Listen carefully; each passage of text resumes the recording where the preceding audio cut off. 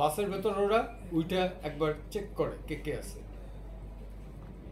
হ্যাঁ, তো ইনফরমেশনটাও থাকে কে যাচ্ছে, তাকে আর ডিস্টার্ব করে না। এবার আমি যতবার গেছি চিন্তা করছি বোধহয় আমার চিনবে না, ওই অর্ডিনারি ইসের মতো রয়েছে, ঠিকই দেখি যে চিনছে, আর একটা সালাম দেয়, সালাম দিলেই তো বুঝি যে চিনছে আমার।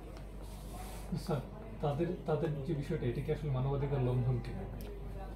চরম লঙ্ঘন এবং অসভ্য বর্বরতার লঙ্ঘন। চিটাং হিলট্রাক্স চুক্তি অনুযায়ী কি আছে, এই সেনাবাহিনীর এই সেনা ছাউনিগুলোর উঠে আনবে না? উঠে আনা হয়েছে?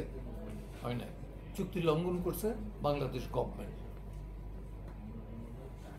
সেটা হয়েছে, কিন্তু এই মুহূর্তে যে বং সম্প্রদায়ের লোকজন যে এই যে বং সম্প্রদায় তো পাচ্ছেন আপনি, কিন্তু সব সম্প্রদায়ের বেলায় এটা প্রযোজ্য করছে তারা। কেউই ফ্রি মুভ করতে পারে না পাহাড়ে। যখন তারা মানে নিজেরা মারে, তখন বলতে তারা নিজেরা হানাহানি করে মারা গেছে। এটা কি আপনি পাহাড়ে আয়নার ঘর বলবেন? অদৃশ্য আয়নার ঘর? অদৃশ্য না তো, এটা দৃশ্যমান, দৃশ্যমান, এটা যে কোনো মানুষ বুঝবে। এটাকে আমরা কি বলবো? এটার বলবো যে এই যে বর্বরদের হাতে পড়ছে। যেটা করছে পাক আর্মি, সেটা শিখছি এবং সেটা শিখে এরা যেহেতু সংখ্যালঘিষ্ঠ, সে কারণে এদের উপরে চালাচ্ছি এক্সপেরিমেন্ট।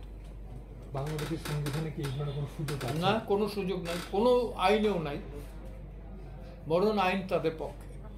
1900 সালের যে আইন, সে আইন তাদের পক্ষে।